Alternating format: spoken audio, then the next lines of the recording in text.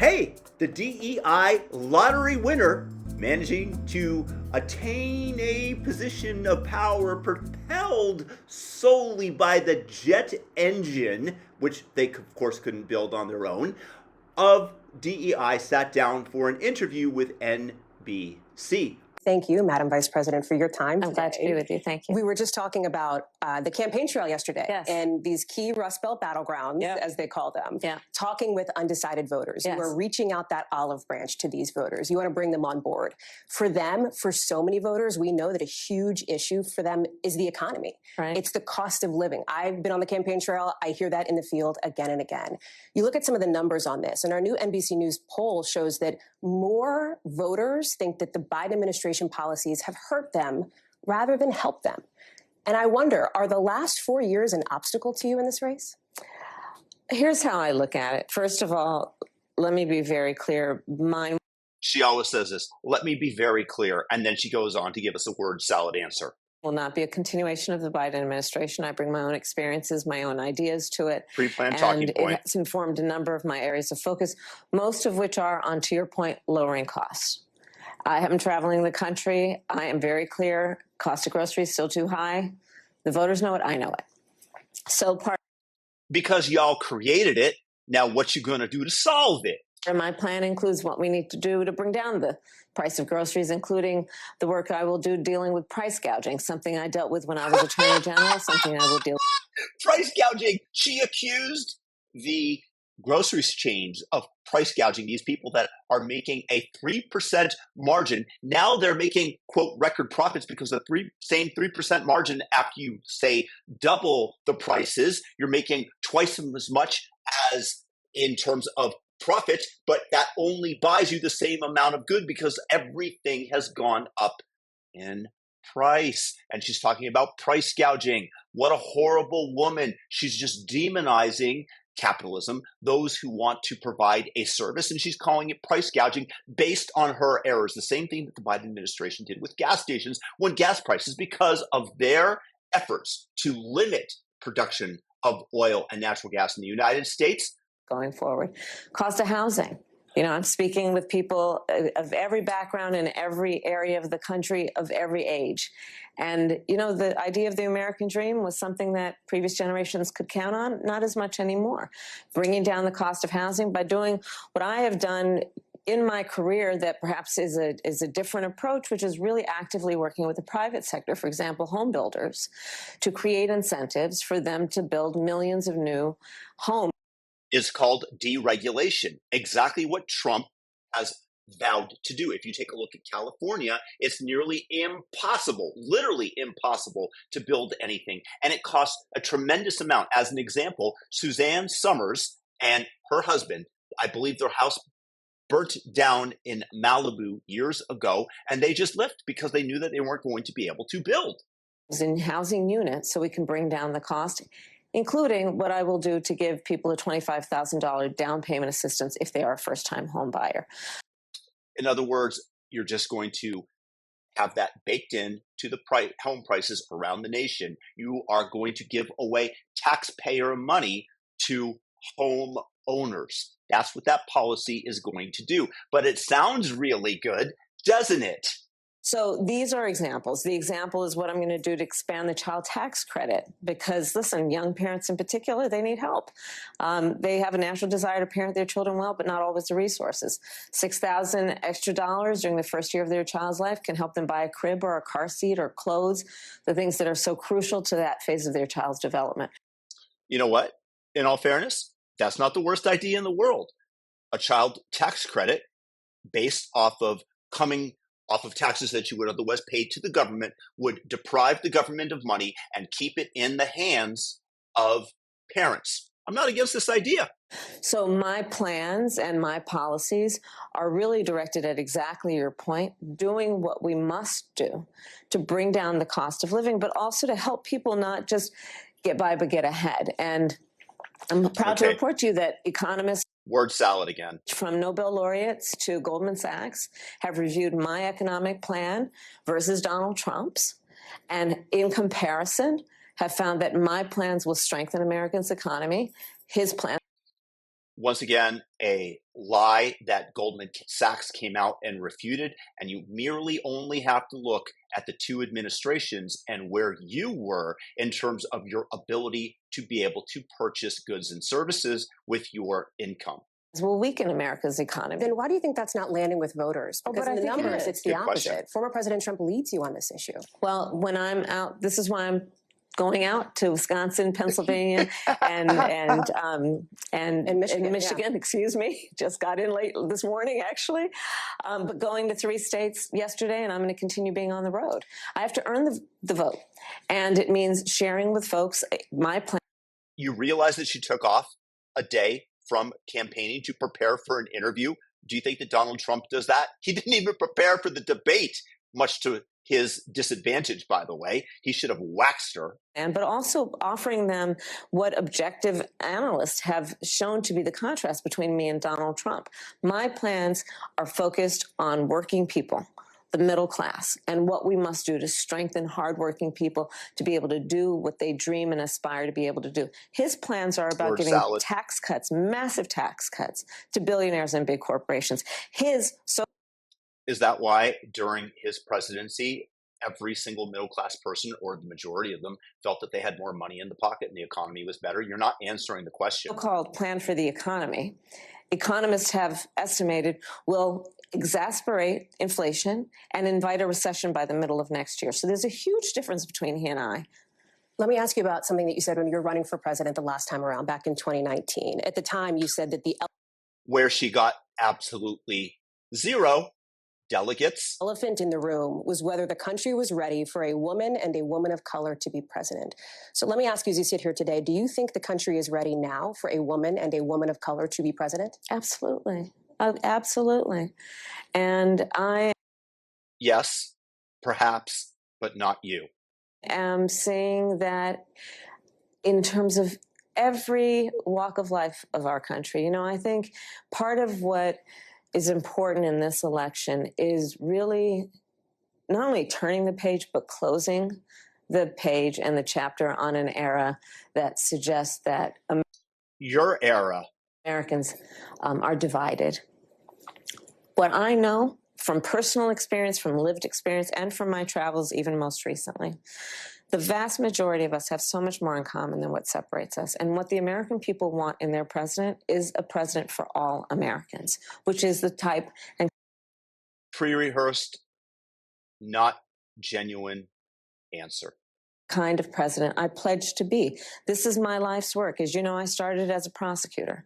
I never asked a victim of crime, a witness to crime, are you a Republican or Democrat? The only thing I ever asked them is, are you okay? And other than the fact that you prosecute your DOJ very differently based on party affiliation and ideology. Yeah, we don't believe you. That's what the American people want to know, regardless of their race, regardless of their gender or their age. They want to know that they have a president who sees them and understands their needs and focuses on their needs, understanding we all deserve to have a president who is focused on solutions and not just fanning the flames of division and hate. You've been reluctant to lean into, to talk about the historic nature of your candidacy on the campaign trail. Why is that? Well, I'm clearly a woman. I don't need to bow to anyone. The point that most people really care about is, can you do the job? And do you have a plan to actually focus on them? But I hear you on that. That is why I spend the majority of my time listening and then addressing the concerns, the challenges, the dreams, the ambitions, and the aspirations of the American people. They deserve to have a president who's focused. Same repeated talking points. You can see it throughout this interview, much less if you take a look at her broader work. She just keeps repeating herself. On them, as opposed to a Donald Trump who's constantly focused on himself. I think that's part of why people are exhausted with Donald Trump and his approach, because it's all about himself and his personal grievances. And not about the American people, not about how are you going to help families, how are you going to help small businesses, how are you going to strengthen our economy. The same way that he did during his presidency, empowering them and removing all of the regulations that are so burdensome to small business. I mean, these are the things I'm focused on. I'm focused on investing in the new industries on which America should lead and be a global leader. I ask because to implement the agenda that you want to implement, you have to win first. You have to win the White House. And right now, there is a big gender gap in this race. Fewer men support you right now than they did President Biden. Some of your allies have suggested there's sexism at play. I wonder, do you think there is sexism at play here? Let me just tell you something. You've come to my events, and you will see there are men and women at those events, whether it be small events or events with 10,000 people. So the experience that I am having is one in which it is clear that regardless of someone's gender, they want to know that their president has a plan to lower cost, that their president has a plan to secure America in the context of our position around the world. They want a president of the United States who honors our military, who understands the importance of America's leadership around international. You think that you honor the military? You did not show up for the families who had their sons, their relatives killed in Afghanistan on your watch. You have helped destroy the military, and now you're here trying to convince us that you honor it? National rules and norms, and that is regardless of gender, So and that is how I will lead. Do you not see sexism as a factor in this race at all? I don't think of it that way. My challenge is the challenge of making sure I can talk with and listen to as many voters as possible and earn their vote, and I will never assume that anyone in our country should elect a leader based on their gender or their race. Instead, But that is the only way that you got here. As I said at the outset of the video, you are the DEI lottery winner. You would not be here if not for your race and ethnicity. So if you are elected, that would be the predominant reason why you are in the office. that leader needs to earn the vote based on substance and what they will do to address challenges and to You have no inspire substance.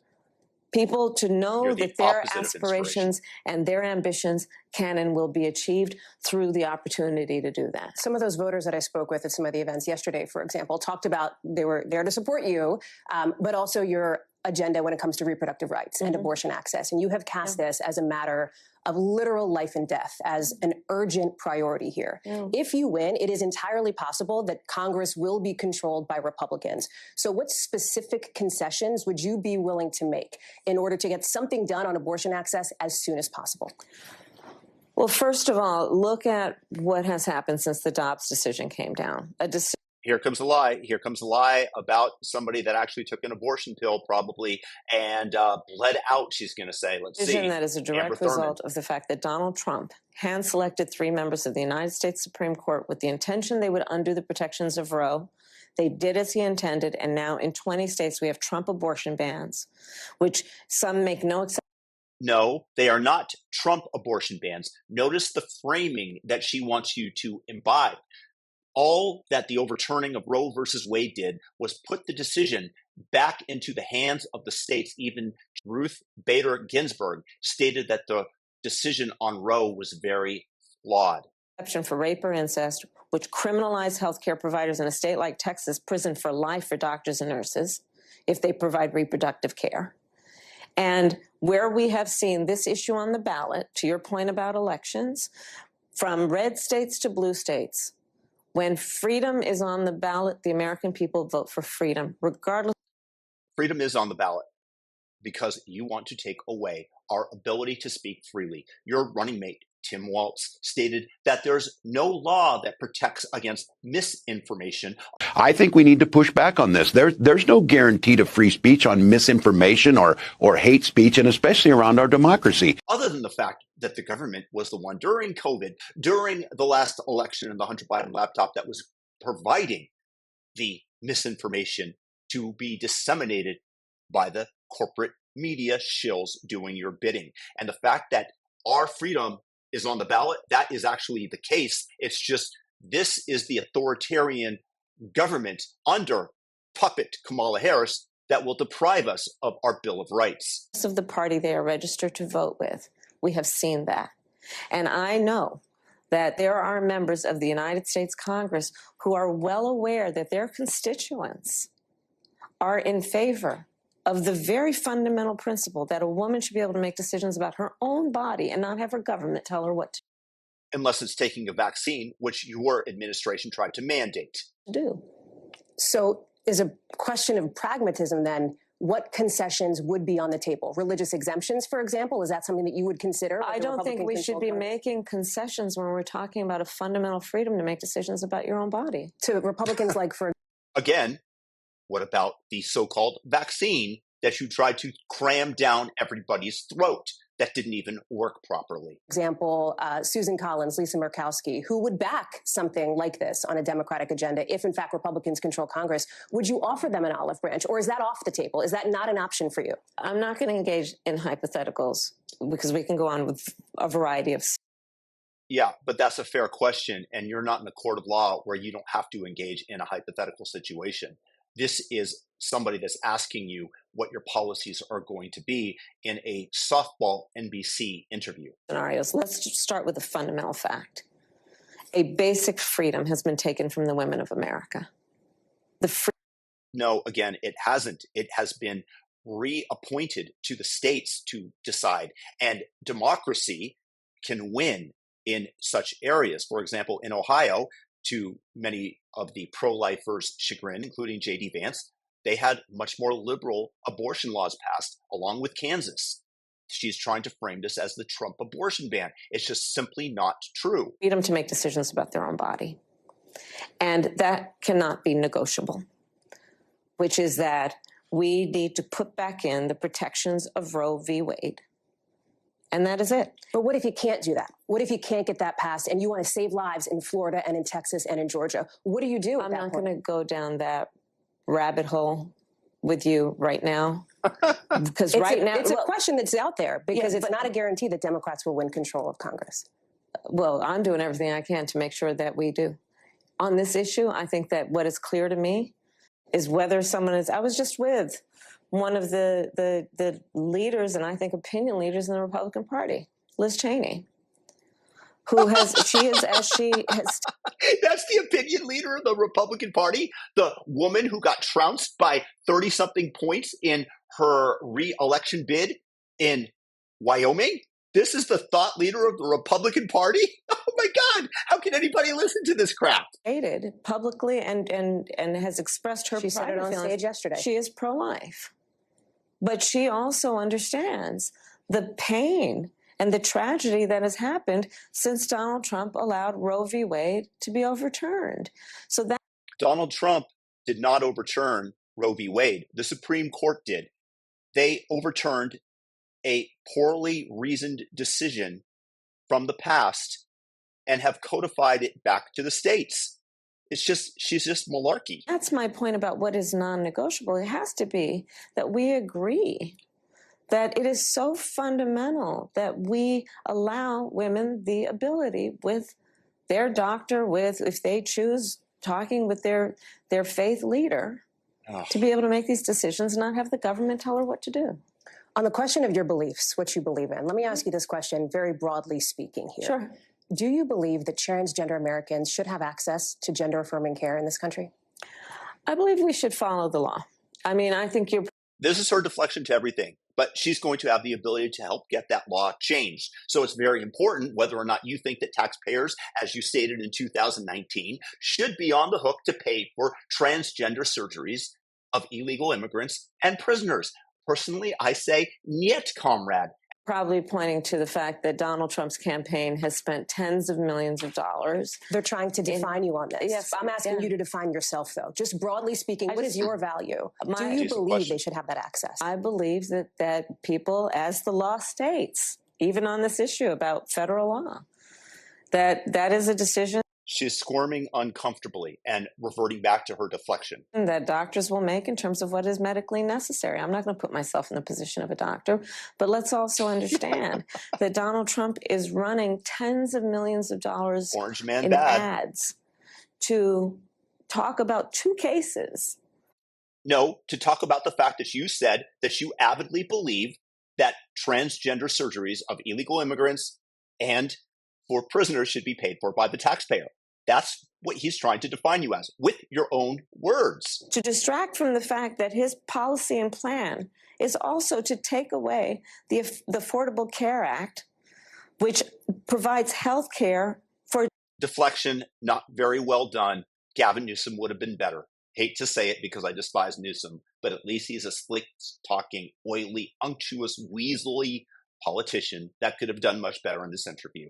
Tens of millions of people in our country, that his plan is to undo the $35 a month cap on insulin, that it impacts millions of seniors in our country, that his plan is to do away with the $2,000 cap on prescription medication, the annual cap, that his plan is to get rid of the Department of Education, which would mean getting rid of Head Start, that his plan is to give tax cuts to billionaires and big corporations, and on the backs... Again, not answering the question about transgenders. This is the point where you absolutely should interrupt, because this is obviously a deflection to her favorite talking point, Orange Man Bad. Of middle-class working people. So let's not get distracted by the issues that, to your point from the introductory point you raised, people want to know that their president has a plan to make their life better. And that includes bringing down the cost of living. It includes dealing with prescription medication costs. It includes addressing the housing crisis and affordable housing crisis in our country. It includes support. This is malfeasance by the media, just letting her drone on like this, in my opinion. You asked her a question, she's not giving you the answer, she's deflecting, and you're not following up. You followed up one time, and now you're letting her go on for at least a minute, minute and a half on this Orange Man Bad tripe. And I'm there to provide the opportunity economy and Medicare for all. Supporting our small businesses, investing in American industries, and strengthening our economy. I will move on, but I don't know that I heard a clear answer from you on the issue of gender-affirming care. It sounds like what you're saying is this should be something between trans Americans and their doctors. Well, it feels like that's a long way from "we see you and we love you," which was your message to trans Americans in May. What do you want the LGBTQ plus community to know as they're looking for a full-throated backing from you for trans Americans? I believe that all people should be treated with dignity and respect. Period. And should not be vilified for who they are. And should not be bullied for who they are. Not the question that should have been asked. And that is a true statement for me my entire career. And that has not changed. Part of the case that you're making to undecided voters and to these late deciding voters is not just the case for you, for what you would do. It's the case against former President Trump. And on that, we are sitting here 2 weeks away from election night. Last election, the former president came out on election night and declared victory before all the votes were counted. What is your plan if he does that again in 2 weeks? Well, let me say this. We've got 2 weeks to go. And I'm very much grounded in the present in terms of the... What is the presupposition of the question? What are they trying to get the public to hold on to there? That Trump is going to declare victory before all the votes, in air quotes, are counted, and not to do it because Kamala's going to have a plan because the Democrats haven't figured out how many votes they might need to conjure up out of thin air? What is there's a purpose to that question. I leave it for you guys. Leave it in the comments what you guys think it is. Task at hand, and we will deal with election night and the days after as they come, and we have the resources and the expertise and the focus on that as well. So you have teams ready to go? Is that what you're saying? Are you thinking about that as a possibility? Of course. This is a person, Donald Trump, who tried to undo a free and fair election, who still denies the will of the people. Was it really fair when you had government interference and the CIA and the FBI, who had the Hunter Biden laptop for a year before it was disclosed to the public, and they allowed for Twitter and demanded that Twitter and Facebook suppress the story that Joe Biden was engaged in questionable activities, and that Hunter Biden's laptop proved exactly that? Is that really free and fair that you're framing it as? Incited a violent mob to attack the United States Capitol, and 140 law enforcement officers were... I know that everyone here will soon be marching over to the Capitol building to peacefully and patriotically make your voices heard. Peacefully and patriotically. Yes, that's incitement, according to you. This is what makes me absolutely disgusted that the media allows her to get away with this. In fact, they're on her side. Attacked. Some were killed.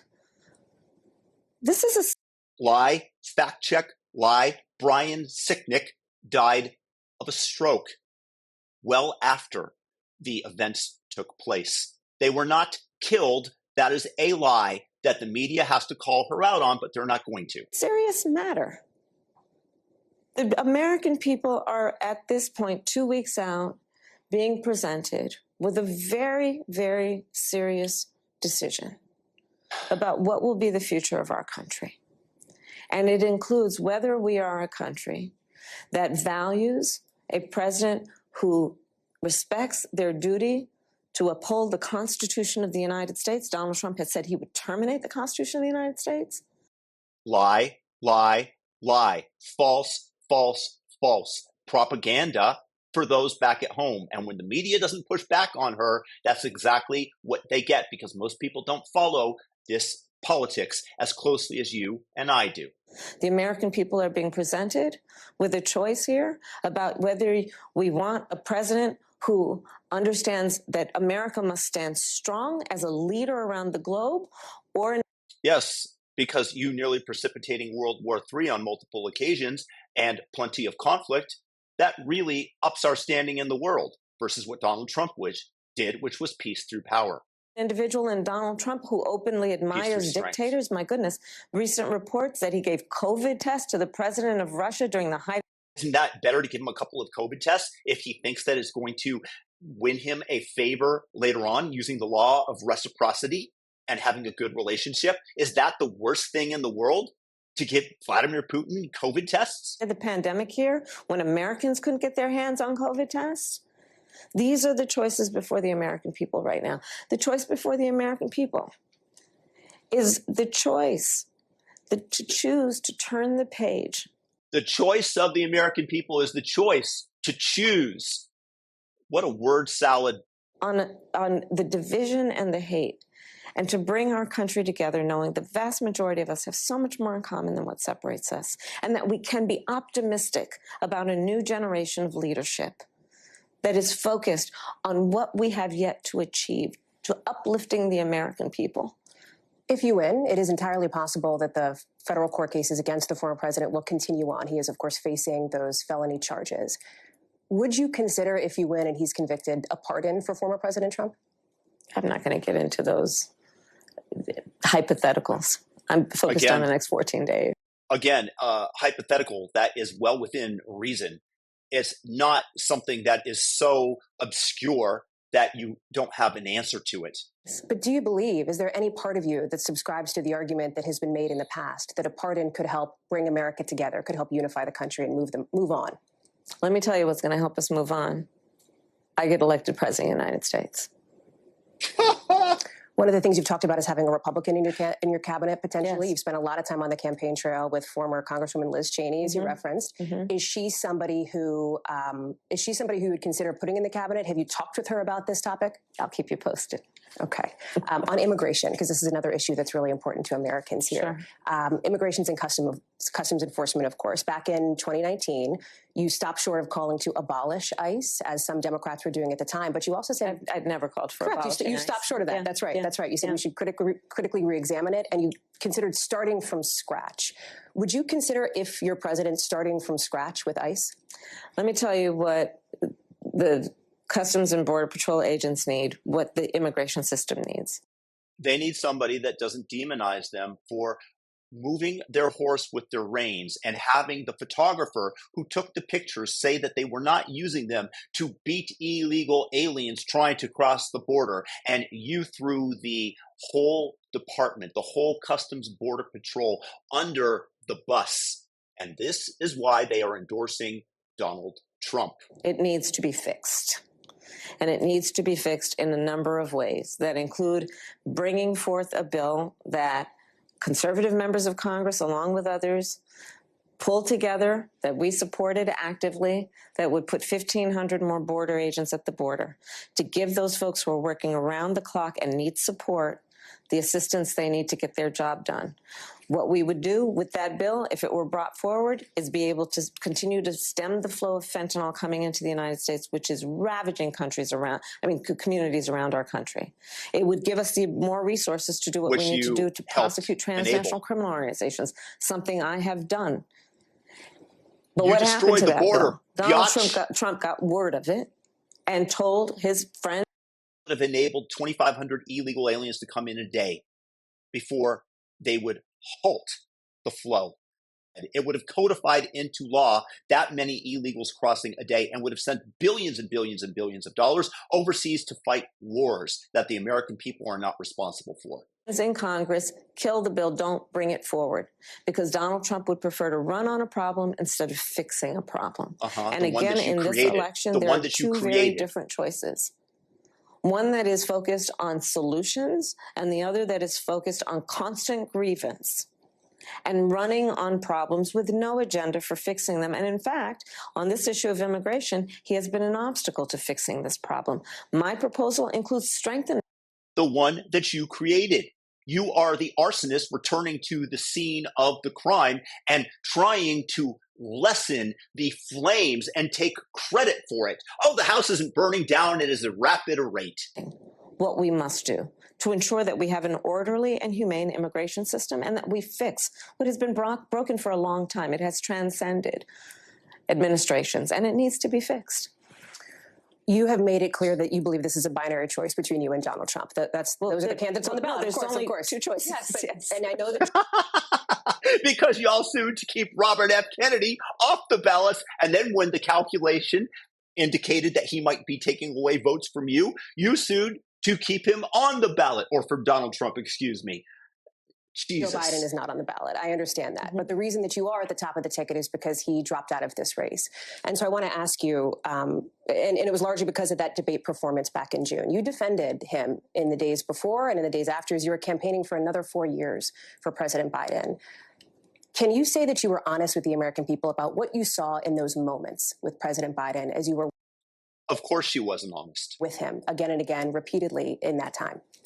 Of course. Joe Biden is an extremely accomplished, experienced, and capable in every way that anyone. Then why is he not running on the ticket?